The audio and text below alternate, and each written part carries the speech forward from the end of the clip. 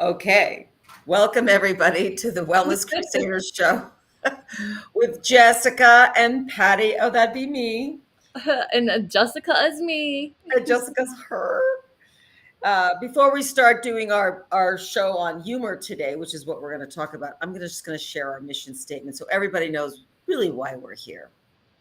Our mission is to educate and empower you to make informed choices for your health, the health of our children, our communities, and our earth. We are committed to fostering a world where the balance between human health and environmental stewardship is respected and nurtured. Join us in this holistic and transformative journey as we work together to create a healthier, more harmonious world for all. All. Please join the crusade. Yes. Okay, there's my part. That's all I have to do. The rest is all going to come hopefully. And I'm going to read our disclaimer. Listener understands that the role of the health coach is not to prescribe or assess micro and macronutrient levels, provide healthcare, medical, or nutritional therapy services, or to diagnose, treat, or cure any disease, condition, or other physical or mental ailment of the human body. Rather, the coach is a mentor and guide who's been trained in holistic health coaching to help clients have a positive, sustainable lifestyle changes. The listeners understand that we are not acting in the capacity of a doctor, a licensed dietitian, nutritionist, psychologist, or other licensed or registered professional, and that any advice given by the coach is not meant to take the place of the advice of these professionals. If the listener is under the care of a healthcare professional or currently using prescription medications, the client should always discuss this with their medical doctor, and they should not make any medical changes or dietary changes or dietary supplement use without first consulting their doctor. Listener understands that the information mentioned in our talk should not be seen as medical or nursing advice and is not meant to take the place of seeing licensed health professionals. Although we do have certifications, we have a lot of certifications and a lot of knowledge between us. So yeah, today's a light show. We're talking about emotions and how to use laughter to navigate through life and those hard times. Mm-hmm. Definitely. Yeah. I want to, well, thanks for that. But while you are reading the disclaimer, I want to tell you a little secret. I don't have a doctor. I don't have a doctor either. No. So for those of you who don't have a doctor, and I'm not saying I wouldn't see a doctor, but I generally, I see other alternative professionals. So like Jessica and Lori. I know we use each other. We use each other. And I'm not saying a doctor, again, isn't something that, I mean, I went to a doctor when I broke my foot 3 months ago. There was no question about that. I'll probably need to go to the dentist for my tooth that's bothering me for sure at some point. But part of this is also for us to share with folks that we really want to be looking at our own bodies and taking care of our bodies and finding the right medicine for that. And much of our show is about, natural medicine. So, and a lot of things we can do on our own, with a little bit of education, with a little bit of research. So I wanted to share that. The other thing I want to share is I'm kind of looking at both of us and I'm like, why do you look tan? And I look really white. I just don't know why. Because I've been in the sunshine a lot. No, but I've been in the sun, a little sun, but I'm just like, is it the camera thing? Do I need to do a tint on mine? Could be the lighting. That's okay. That's my first bit with humor. So maybe you need some more laughter in your life to bring some color into your skin. To flush my skin a little bit. Well, I wanted to share because I brought up, like, let's talk about laughter. I was watching a very serious, serious topic. And the guy's name is David Wilcock, and some of our listeners may know him. He has a website called Divine Cosmos. He's kind of he's kind of he shares the news. He's also a writer, a historian, but he does these these characters now. So where he pulls up his glasses and he does Angry Daddy, which is his dad, that he comes into this little like, and I was eating my lunch the other day watching him, and he's talking about some serious stuff.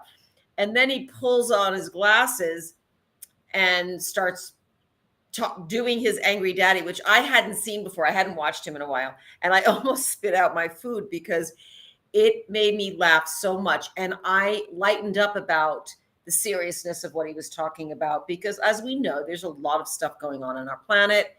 There's a lot of hard stuff to swallow with what's going on with our food system and on and on and on, right? So it's hard to see humor in a lot of, what's going on out there. But I think it's imperative we do find some humor and find some lightness as we look at a lot of serious things going on out there in the world. So I wanted to share that because I was like, oh my God. And you know what? He had so many views. He said, this is the biggest show. And I said, because he was funny, Right. And comedians that actually aren't like gross and crude and make, they're using some of the situations going on in the world in a respectful but funny. I mean, to really be witty is to really be smart, and also to be lighter and not think, you have to be perfect about everything. But, because I've watched some comedians that are incredible, and then others I'm just like, okay, off you go. Yeah, there's some great ones. Well, and laughter yoga, there's laughter yoga out there too. I took a laughter yoga class, and when I was going through a really difficult time with Charles's addiction, and it was incredible for my sanity and being able to stay focused and engaged in life. Yes. And, and what you said, Patty, there's so much out there that's hard to digest or hard to swallow. Mm-hmm. And you can shift it. You can shift the energy. You can shift your mood almost instantly with laughter. Mm-hmm. And you can. You think about back to when we were children, right? As children, you laugh so much, like so much. My gosh, did we laugh? I think it's like 300 times a day or something is what they say, 300 times a day that children laugh. And we as adults laugh what? Maybe 15 to 20 times a day, if even that. And you know what part of that is? We don't. Can you read it? Nope, because you unmirrored your camera. Oh, shoot. Okay, well, I have a cup that says, let that shit go. And it's a person in a yoga pose. So my older brother sent me that. And anyway, of course, it was funny that he sent that to me. But I didn't know that about children, but that makes sense, right? And, one of the things I remember about my family parties growing up, I do remember quite a bit of drinking, but more than the drinking was the laughter. And we knew, like, if we were at a park, we used to go to these parks and have picnics with the whole family, and I grew up in Long Island, and we would go off on our bikes or go discovering things, and we knew where they were from the laughter. We're like, oh, they're in that direction, because we could hear them all laughing. That's so fun. I know it was really fun. Tell us more about laughter yoga, and then I'd like to share my experience with laughter yoga, if I may, after you share more about it. Yeah. So, laughter yoga came from India with Madam Kataria. He was the founder of it, and you could actually become certified as a laughter yoga teacher. Oh, So I think that's still available. Maybe I should put that on my bucket list. Yeah, put it on there because it's so fun. So Madam Kataria, he is this cute little bald man, and just goes And he's around. called Madam though too, right? So that's already funny. Madam, yep. And he goes around spreading laughter. He has some funny YouTube videos. Maybe we should find them for Leighton to play. But there's one of him up at 4:00 in the morning doing silent laughter yoga, trying not to wake up his household. And he is just there laughing by himself silently. And it's so funny. You just crack up laughing. So laughter yoga, though, when you take a class, there's a lot of play that happens with it. So Mhm. you're playing like you're a young child. You're imagining that you have a balloon above your face, up in the air, and that you're blowing it, or bubbles, and you're trying to keep it from landing on the ground, and then somebody can steal your bubble from you. And then you lay on each other's bellies and you just laugh and laugh and laugh. Okay. But there's a little mantra that you do with it too. So I'm going to teach you it. Okay. So Do I have to do this? you could do this to begin with. Okay. And then you're going to go ho, ho, ha, ha, ho, ho, ha, ha, ho, ho, ha, ha, ho, ho, Oh, ha, oh, ha, ha, oh, ha, oh, ha, ha, ho, ha, ho, ha, ha, ho, ha, oh, ha, oh. and then, And then how long do you do that for? until you just burst into laughing.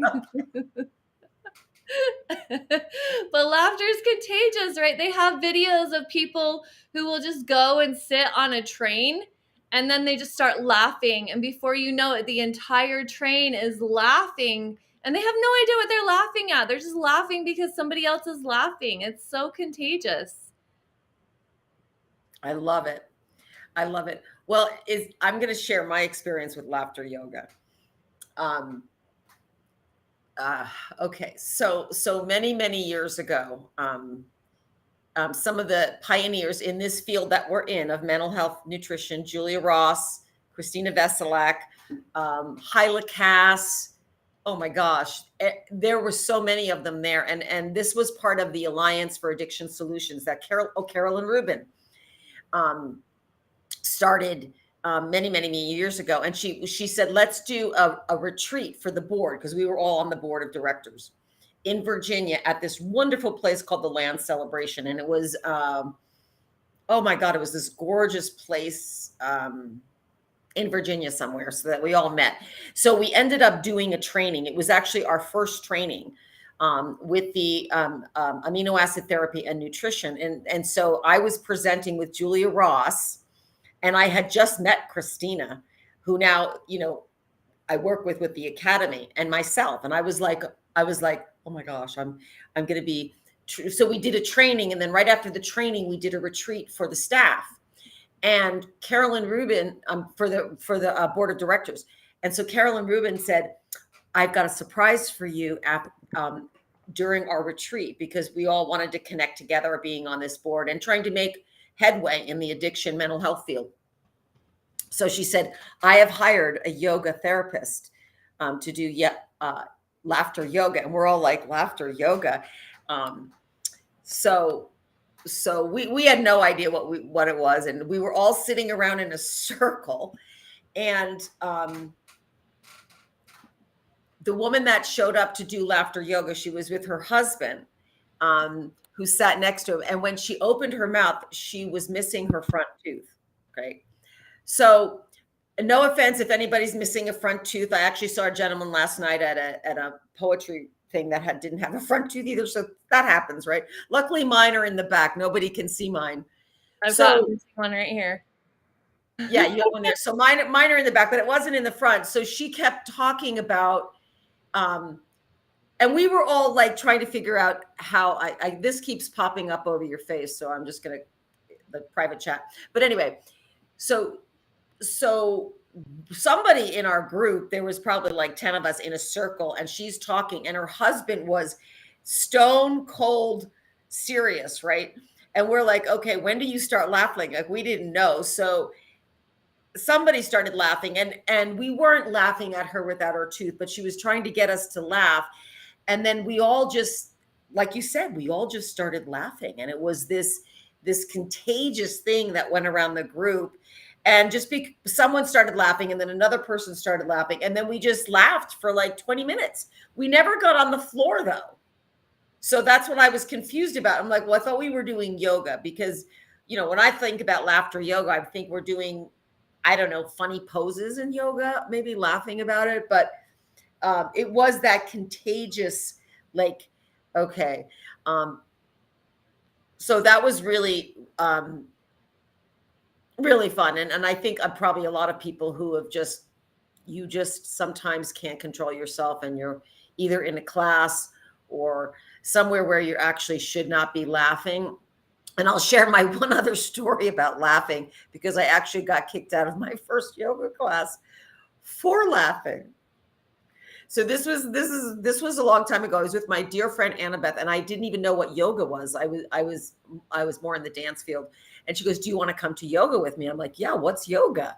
Right? So this was in, my gosh, 19 Matthew was born in 84, so 83, in San Diego, and we were both teaching dance then. And so she invited me to this yoga class she went to, and it was wonderful, and I loved it. And of course, I mean, I probably heard of yoga, but I had never taken a yoga class. Took the yoga class, and then we sat around afterwards, and we started oming, which I had never done before. And it was that giggle, right? That like I just like was like, it was a kind of surprise to me. So I started laughing, and then she started laughing, and then we were asked to leave. Oh no. It was just one of those, where you're like, okay, I'm not going to laugh. But it was one of those. And I've had that in some of my groups. I've had people laughing. And I guess part of why I want to share about the laughter is what laughter does is, and sometimes you can't control it. Like there are people that laugh when they're nervous. So there's that. And I don't know if you've heard about that. Oh, I do that. Are you nervous right now? No. Okay. I just thought you might laugh if you were nervous. Right. But you laugh when you're nervous, right? I laugh. Yeah, I laugh in inappropriate situations and it gets me into trouble. But Like what I just told you. Yeah, but it's because I'm nervous. Like it's that nervousness, and I would do that as a child too, and I would get in trouble for it. And I've done it at funerals before. Ooh. Yeah, bad place to laugh at, right? But well, and I think that it's important to note too that we want to embrace our emotions. So Yes. it's not using laughter as a way to deter what we're feeling, but it's using laughter as a way to handle those hard emotions or those hard situations. Yes. So one of the big things that I learned too in my laughter yoga class is like, if you're having a shitty day, you're having a hard day, you can change it with laughing. Like if you go out to your car and it's not starting, what would a laughter sound be? Like if you're trying to turn the key and you can't get your battery to go, right? What does it sound like?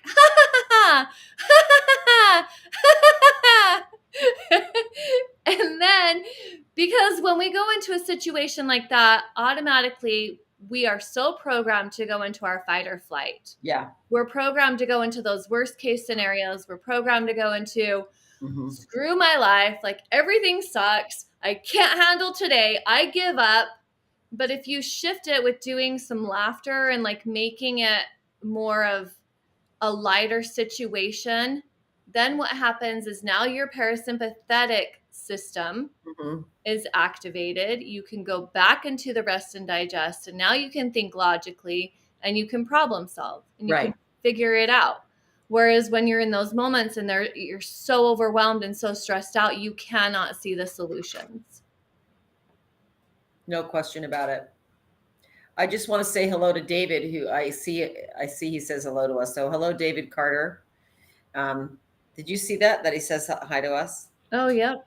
Yeah. Hi, David. He's on YouTube. Hope you're having a funny time. Well, the other thing about the endorphins, well, the humor is that it raises endorphins. I want to talk about the endorphins because the endorphins control, well, our neurotransmitters control our emotions, but the endorphins are lifted with laughter. They're also lifted with, and they can probably also be depleted if we just keep going and not stop, because obviously it's taking energy to laugh and it's lifting our endorphins up, which is wonderful. What we want to do to sustain the endorphins is to eat protein and make sure we're getting in those amino acids, even though that doesn't seem funny. It's true. And one of the things I noticed when I was in early recovery, and so it's not just endorphins, it's serotonin. When we're low in serotonin, so again, the laughter boosts endorphins, it also boosts serotonin. So when we're low in serotonin, things are not funny. They're just nothing. It's just nothing really is funny. And I'm going to tell you about when I knew my brain was coming back in treatment, because I laughed at something for the first time when I was like 6 weeks sober. But I remember my brother-in-law, when I was in treatment, my brother-in-law showed up and he was sitting out on the lawn at the treatment center. We had family night on Wednesday night. And he goes, Patty, you're just not funny anymore. You used to be funny. And I was just like, Rude. and I was like, no, I actually really want to kill myself. Yeah. But I realized I wasn't. Nothing was funny. And but I didn't understand at that point in treatment about the amino acids. I didn't know that part of my journey until I got out of treatment and did Julia Ross's training on the mood cure. And of course, I wasn't seeing things funny. My serotonin was low.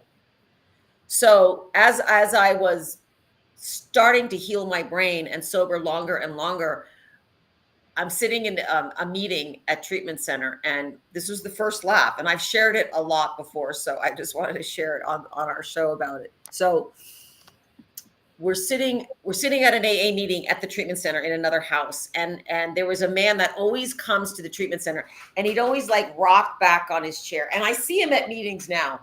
Great guy. He's actually a psychiatrist in recovery.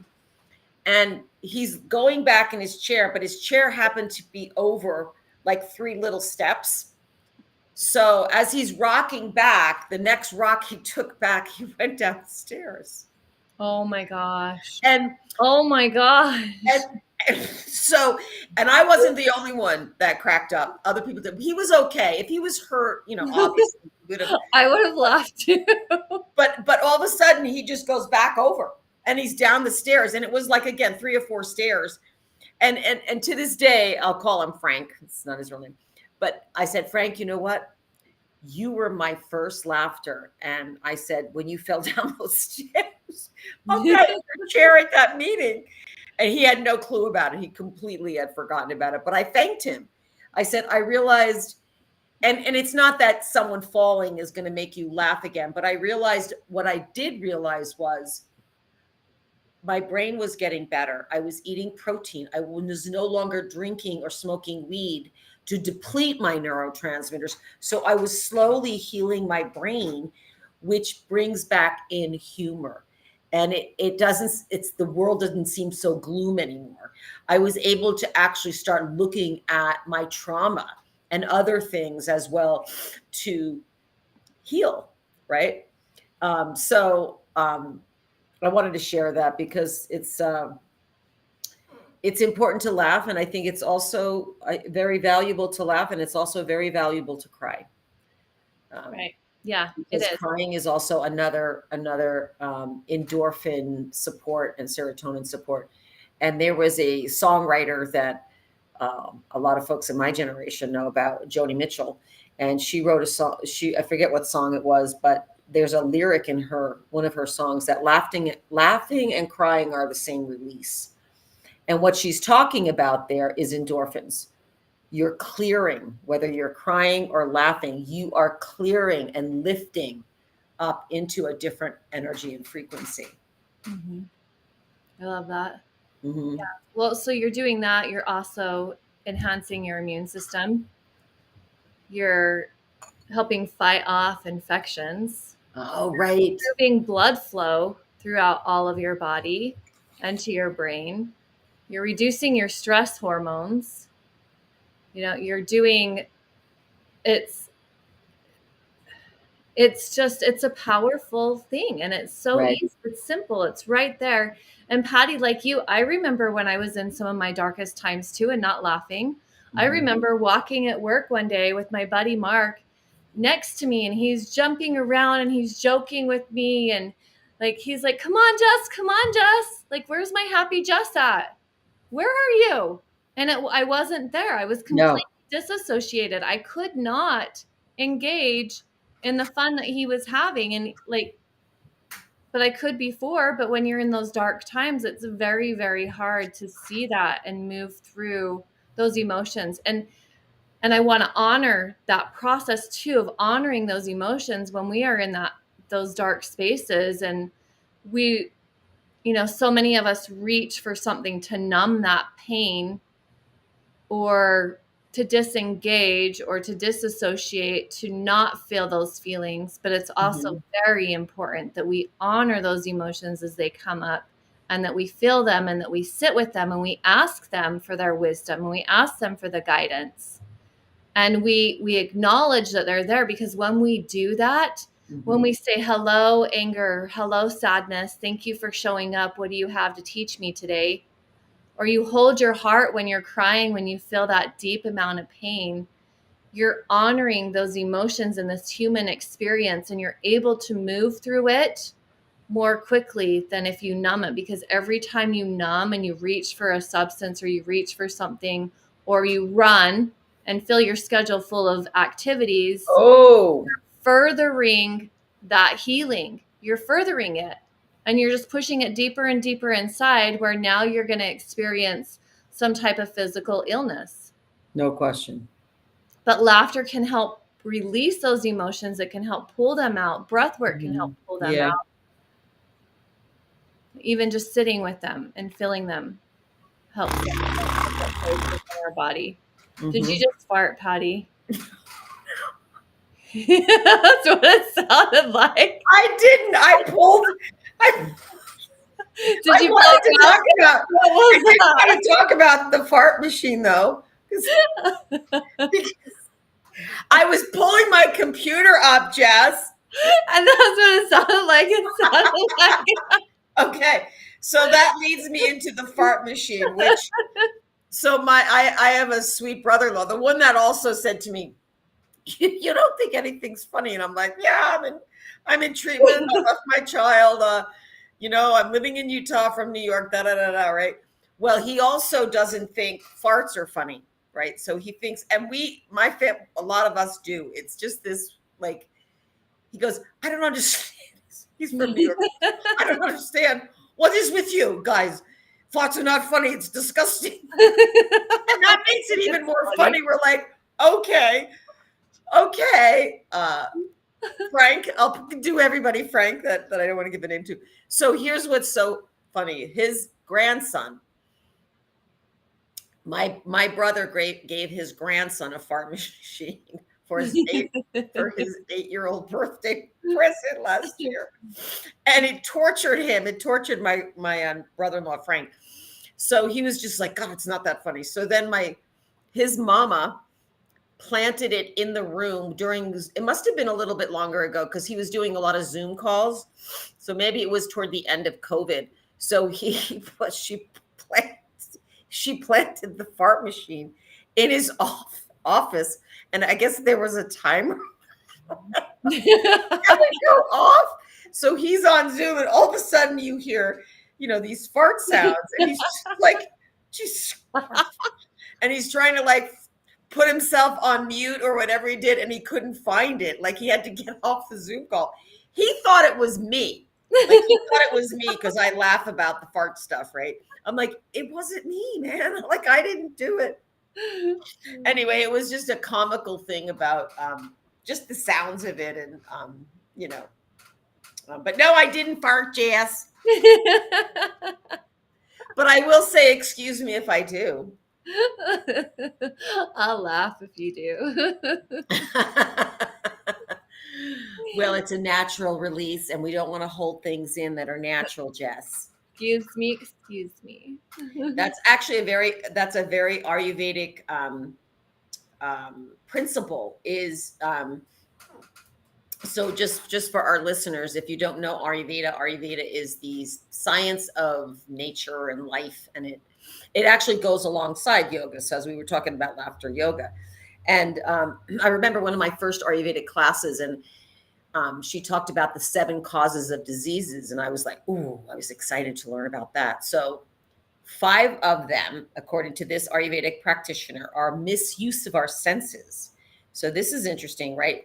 Our misuse of what we're watching, Like if we're watching a lot of violent stuff, or we're, having too much light when we need darkness, so all of our senses, misuse of our senses, we're hearing things that are disturbing to our ears, and it doesn't cause disease right away. It creates an imbalance in our energy flow, A disruption. Yeah. with Ayurveda, and then it disrupts that what we're tasting. And that's why, if you're eating something and you're gagging on it, and even if it's good for you, you probably don't want that. I had a guy years ago come to me and he goes, "Oh, I drank that green drink you told me about, and I choked it down." And I was like, if you choked it down, don't drink it. Like, your body's already saying, like, this is disgusting. So anyway, that's this five senses, right? What we're wearing too. If you're wearing shoes or clothes that are tight or uncomfortable or itchy, your body's reacting to that. So just have an awareness about it. Now, the other two, let's see if I can, um, um, let's see. Okay, misuse of time. That's interesting. Always feeling like there's not enough time. Does that sound familiar? Right? Oh my God, I got to get that done. I was talking to a friend earlier who I hadn't seen in a long time, and I FaceTimed her, and she couldn't really figure out how to FaceTime. So I looked at her ear. I said, "I'm still looking at your ear. I can't see your face." Because she had me at her ear, right? I was like, okay. But Bring it out here. she was walking around, and there's not enough time in the day. There's not enough time in the day to get done. I said, you need to rest, and she's actually having heart conditions going on. So for our listeners, like, we are not AI. We're not robots. We're not computers. We are human beings that need to rest. We cannot keep going without our body starting to break down. And that's part of the misuse of time, thinking there isn't. And the fact is, we're never going to get it all done. So let's enjoy what we have. But the seventh cause of disease is suppression of urges. So that brings me back to the fart.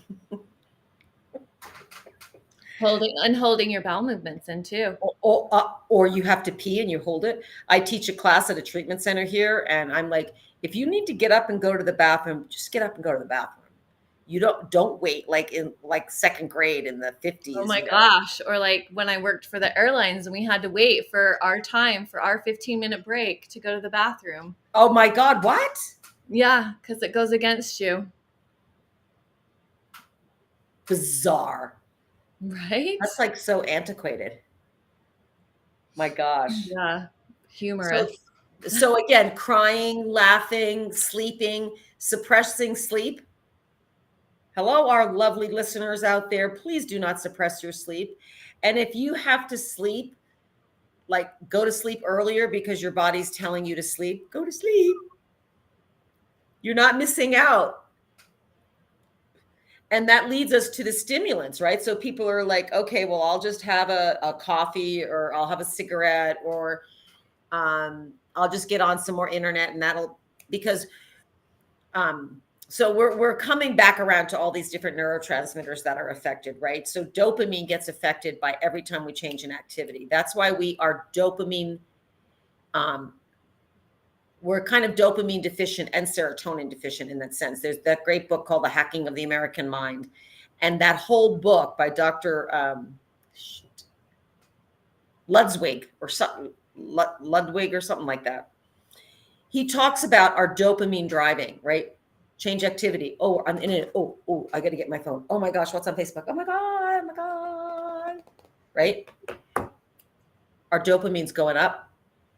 We keep getting these hits of dopamine. So we're really using out our dopamine. But here's the other caveat to that. And I know you know this. I'm talking to everybody else out there too, and reminding myself that when dopamine keeps going up, guess what goes down? Serotonin. So yeah, we may be getting shit done, and we're drawn to stimulants and keep going. And this is what I'm seeing so much in my practice now. I'm like, when people tell me, oh, I took a rest today. Oh, I'm going slow. I'm like, congratulations. You're subtracting things from your life so that you can live happier and longer. because serotonin's going down, and serotonin helps us sleep, helps us give us that happy mood that your friend was looking for with you, so. Yeah. Yeah. Well, and as the dopamine continues to deplete too, like, or all those hits are depleting it. So it's not getting replenished because it's hitting it too quickly for it to recycle and replenish. No question. So, but you get a tiny bit of it. So you feel like, okay, I have a change of activity. Oh, this is exciting. And you're also getting an endorphin hit too, because the endorphins are all part of that love molecule. Oh, change and excitement, right? So you get a hit, but you need more to go, keep going. So then what do? We keep going. More hits, more hits, more hits. And we are exhausted. yep. So Leighton has a video for us. We're going to watch Madame Kataria. Oh, really? That's so fun.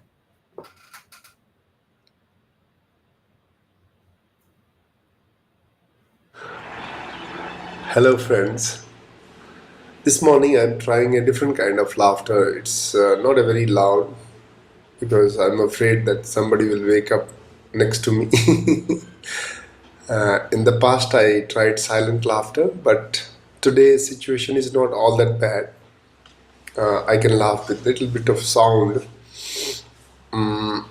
Instead of laughing very loud, I tried something very gentle, soft giggling. And I found that I can go on forever. So here it goes.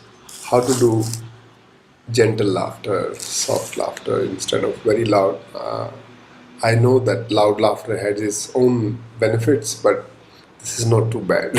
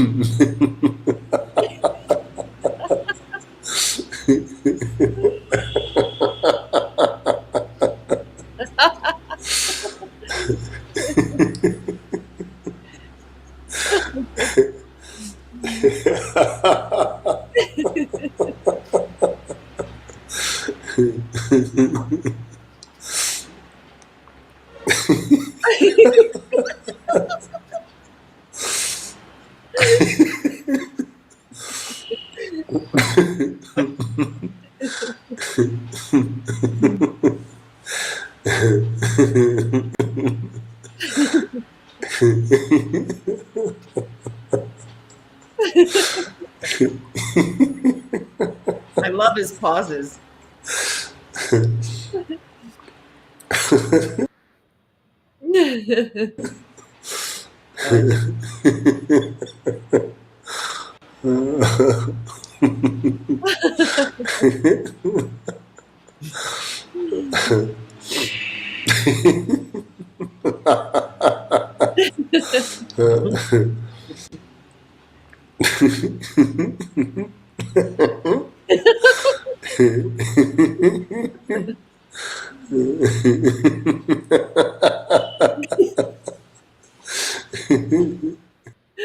Oh, that was so great. Oops.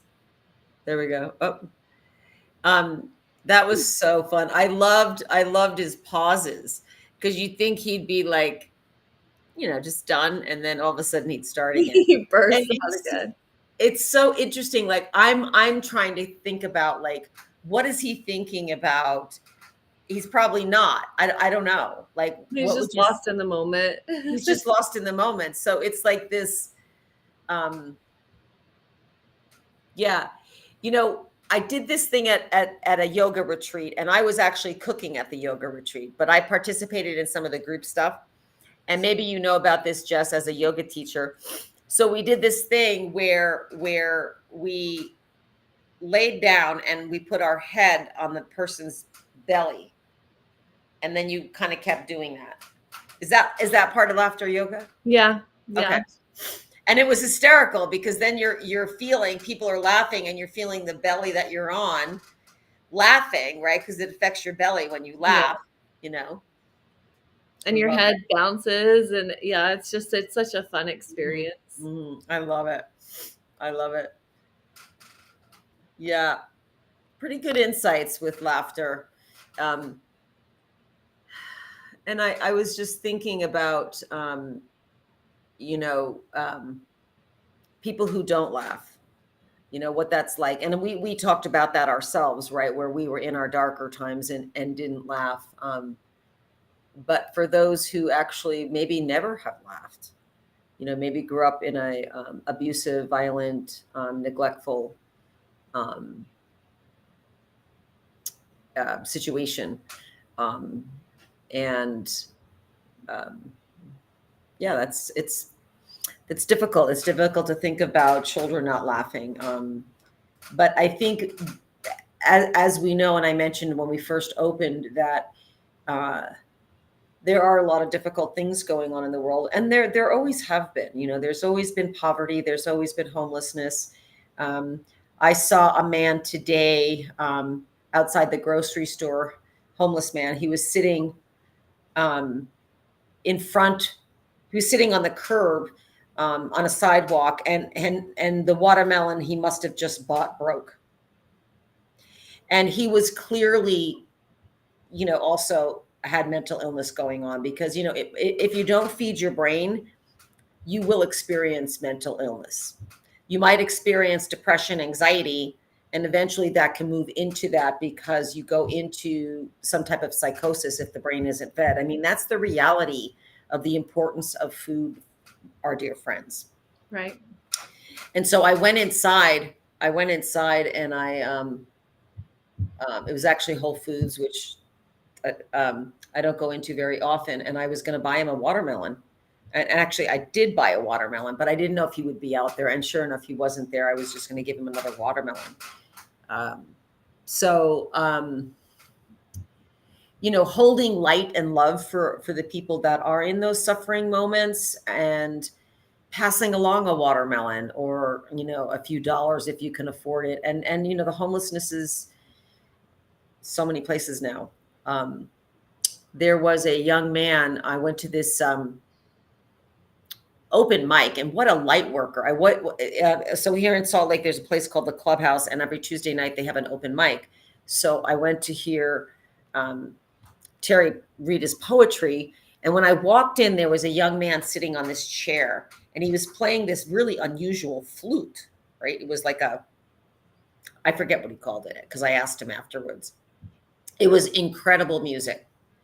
And afterwards, he was expressing that he is homeless right now. He's experiencing homelessness. And so by him sharing that, the woman in front of him said, "I work in that field."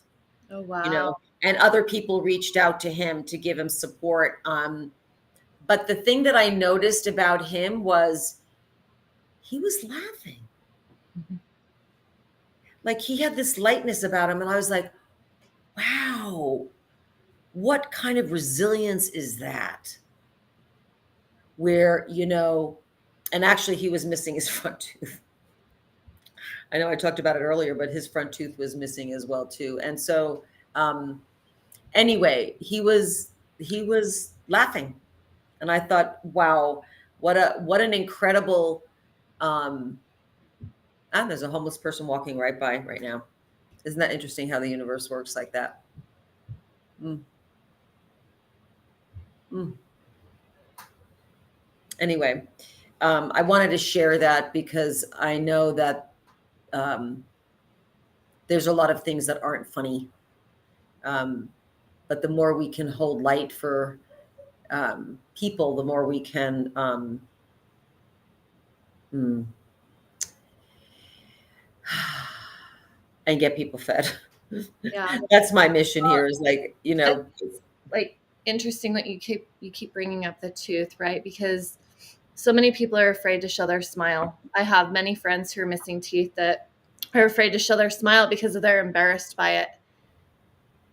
But then when they do smile, so one of my friends said, I met this guy the other night at Ecstatic Dance, and he was missing his front tooth, Jess, and he was just smiling, and he was the happiest person ever.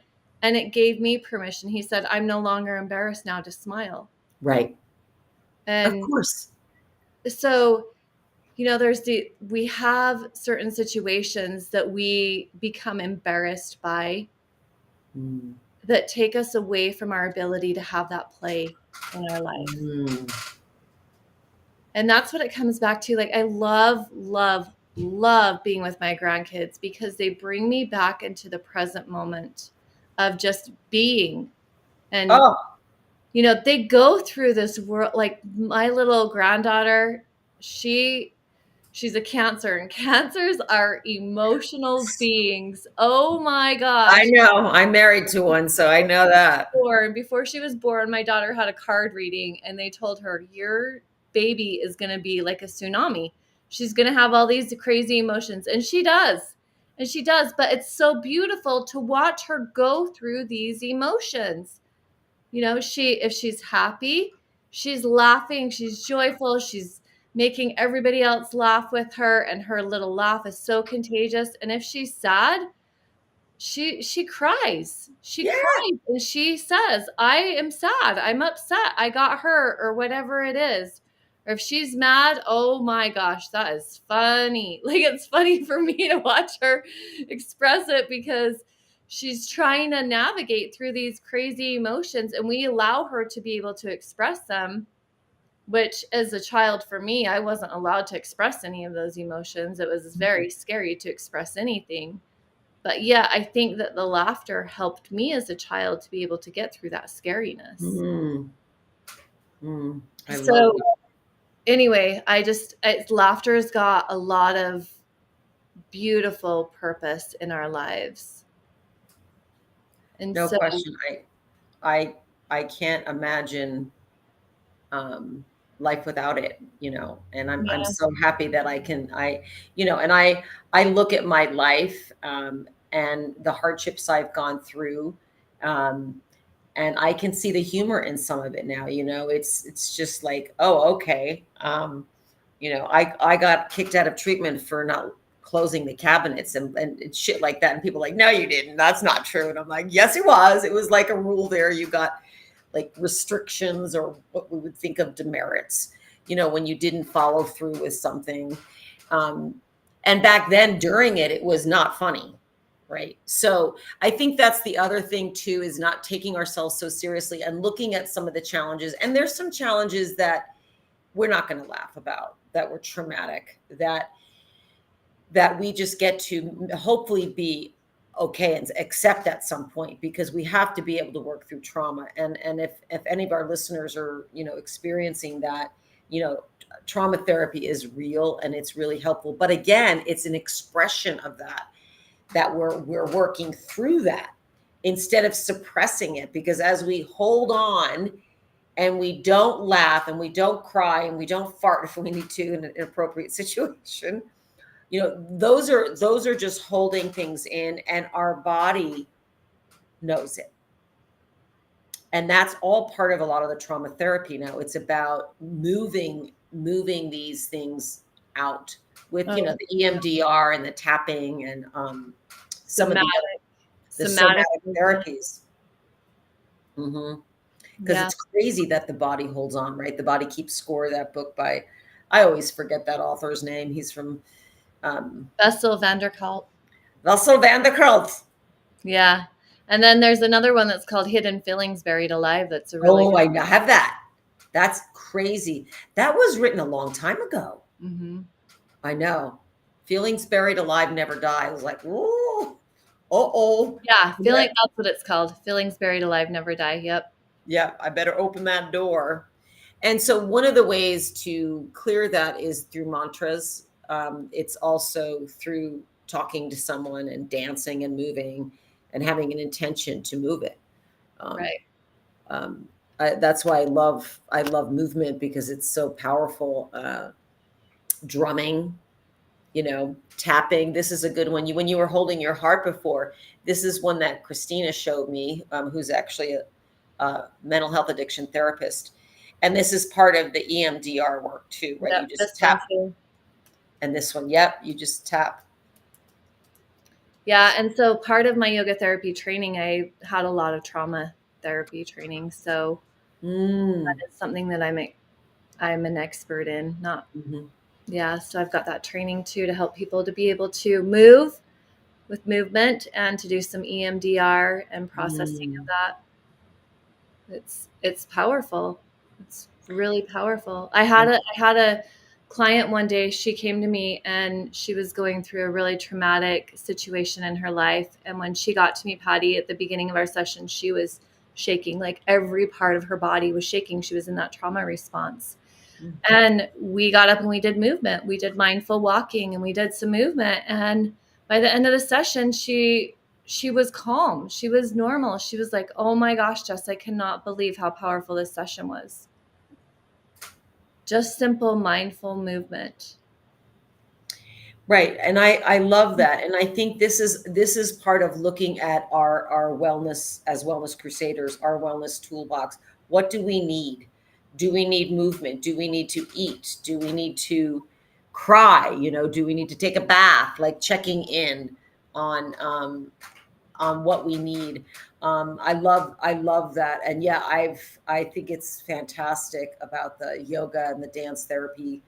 um, that's Yeah. always been one of my things, is the dancing. Yep. You've taught dance for years. Mhm. And there are dance therapists, for sure, but back when I wanted to study dance therapy, before I got into nutrition, you were working at a mental, you were working at a hospital, and I didn't want to be in a hospital setting. So there weren't really places for that. There are now. And they're integrating it, like they're using yoga therapy for trauma and dance therapy.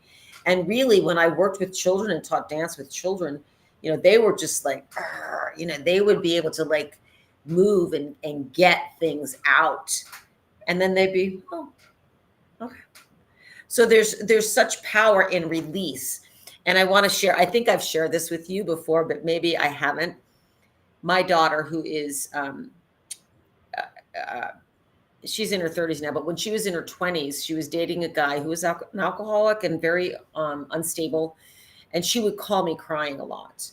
And I was already sober, so I was just like, uh you know holding space for her to share. And she called me up, and what I want to share is the power of releasing, getting it out. So she called me up, hysterical, crying about this guy, and I just listened. I'm like doing my breath work, trying to hear her sobbing. A few words would come out here and there, sobbing. It went on for like 4 or 5 minutes. It felt like hours, right? And then there was a pause, and nothing was coming out. And she switched and she said, "Hey, mom, how do you make brown rice?" And I'm like, two cups, 2 cups of water, one, one cup of rice, 2 cups of water. Okay, thanks, mom. Love you. Thanks for listening. Yeah, sometimes that's all it takes is you just Oh, need it to be was just, and heard. I'm creating a story about like, and there was probably, but my point in sharing that, and I've shared that a lot over the years, is she felt it. She cried. She sobbed. She said some words about it, and then it was moved. It's done. Yep. So she moved out of that and now could make her rice. How So, but she beautiful. didn't hold it in, and my daughter's never held it in. And I think that, that was a hard one to take, because I grew up like, don't talk to your mother like that. Oh, don't express anything that's negative or angry or sad, right? So as we have these children that are laughing and that are crying and that are storming around, it's part of allowing that to be. And also, you know, if they're storming around, they can go into their room and do it too. If it's upsetting, you know, the group, I understand that part, but letting them express, and that's harder for adults, right? Because we're like, no, you're an adult. No, no, no. You should know better, or you're over that, or, you know, you're an adult. Adults don't do that. That's why giving adults permission to stomp in your yoga therapy and move and like to have this guttural clearing is so powerful, you know? Yep. So I want to hear your favorite joke. Oh my gosh. I don't do well with jokes. All right. Um, what this is the only one I remember. I actually, even though I think things are really funny, I don't have a lot of jokes, but because I forget them. But this is the one I always remember. What has two knees and swims? What? A tunny fish. A tunny fish? A Right. tunny A fish. tunny fish. It's a silly one, and I wish I could call up some other jokes. Okay, I've got one. This is Okay. Charles made this up. So we Okay. used to sit with the kids and we used to just tell knock knock jokes all the time. Okay. Oh, knock knock. Okay, that's a good one. So knock knock, Who's there? grape. Grape. Who? My poo's brown. He said gray poo. I love it. Well, good. I think your joke is probably a little bit funnier than mine. I don't know. like But the I don't. fish. I thought that was cute. Okay, I have one more. Okay. This was told to me by my friend Chad, who lost his life when we were 16 years old because of drugs and guns. But it came from him, and it was I've just passed it on. So there's 3 ropes, and they're standing outside of a bar, and they want to go. 3 ropes. Yep, they're ropes. Rope. Yep, a rope. A rope. Okay. Okay, and they're standing outside of a bar, and they want to go in, and but there's a sign on the bar that says no ropes allowed. So the first rope is like, well, I'm going to go in, and throws a cowboy hat on and goes in, goes up to the bartender, and he's like, hey, bartender, give me a beer. And the bartender's like, hey, aren't you a rope? And he's like, no. And they're like, yeah, you are. I can see underneath the cowboy hat. You're a rope. So he calls the bouncer over. The bouncer takes the rope, throws him outside, kicks him out. So the second rope is like, the other 2 ropes that are standing there, they look at each other and they're like, darn. So the second rope throws on a jacket, goes in, walks up to the bartender, and he's like, hey, bartender, give me a beer. And the bartender's like, aren't you a rope? He's like, didn't you see our sign out there? Calls the bouncer over, takes the rope, throws him out. The last rope is standing there, and he's like, man, I'm not going to go out like that, but I really want that drink. So he undoes the end of him, frays himself, ties himself in a knot, walks up into the bar, walks to the bartender, says, hey, bartender, give me a beer. And the bartender says, hey, aren't you a rope? And he says, nope, I'm afraid not.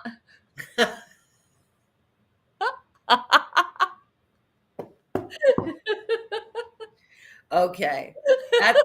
That's one I'm going to pass on. I'm afraid not. Nice. I think that is perfect to end our show on. And I think I might remember that. I don't know what it is in my brain that like I have people that can remember jokes so easily, but I'm like, oh. So thank you for sharing that one. That one is fantastic. Yeah.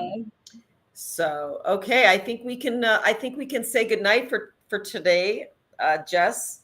And I hope if anybody's listening or listening down the road enjoyed our connection today around laughter and around expression and making sure that we are feeling our feelings, and watch funny shows. You know what I mean? Like there's so much so much crap out there on the movies, that I think the more we can actually get over to humor. And I've been watching, I can't stop myself. I get a little caught in when there's something funny that I enjoy. And it's on Saturday Night Live and it's called The Californians. Californians, and it's insane. It's with Bill Mayer, not Bill Mayer, Bill Hatter and Frank, I forget the other guy's name, but they're hysterical. Kristen Wiig, and they all, are kind of like just jostling around the Californians. But it's really funny. And what's so funny about it is the way they speak and joke around, but it's their faces. They make funny faces. So whatever you can do to laugh a little bit more, whether it's watching a Saturday Night Live skit, to laughter yoga, wholesome comedy humor. Yes, wholesome comedy humor, Leighton says. Absolutely. Or just start laughing. Just like totally just start laughing. You can do it, and then your family and friends are going to join in. Mm-hmm. You're going to wonder what's so funny. Well, and I think that would be an experiment to do, like just start laughing like at a table with a bunch of people, especially if they're serious, and then people will just question. And I wanted to share this. I was talking to a colleague today, and he's hysterical. I mean, he's his family. He says they laugh a lot, and he said he was at this. Actually, it was at a bar.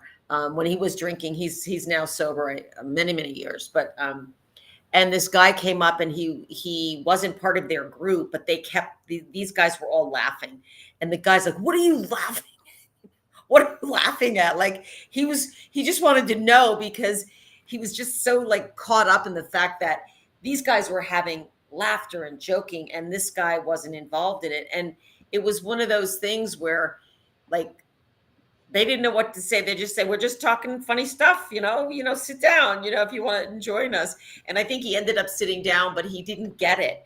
And it's okay if you don't get it. And it's okay if people don't find things funny now, but we can work toward that a little bit too. You know what I mean? We can work toward watching more funny things and just laughing, like you said, like watching that guy laugh, we started laughing, right? So it's helping us shift our frequency and raise those yummy endorphins, neurotransmitters, and the serotonin. Yep. One of my favorite things to do is to watch some of the reels or the YouTube videos of people like totally biffing it.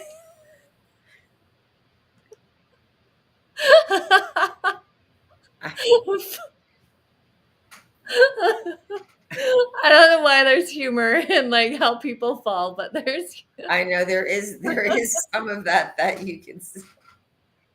I pray that they're okay, but yeah, it is funny. It is pretty funny. Yeah, there's no question about that, for sure. I've had some ski falls that I'm sure a lot of people laughed at. So I wasn't laughing, but they were, so it's all right. It's all good. Well, okay. Well, I'm going to sign off. Thank you for your laughter and your humor and your lightness and for sharing it. And thank you, Leighton, for being our back end tech person. And yeah, thank you, everyone. Just want to remind you that we're here to empower lives, inspire wellness, and offer solutions. Right. Please join our crusade. Please, please, please. Blessings to all of you. Happy laughing. Much love.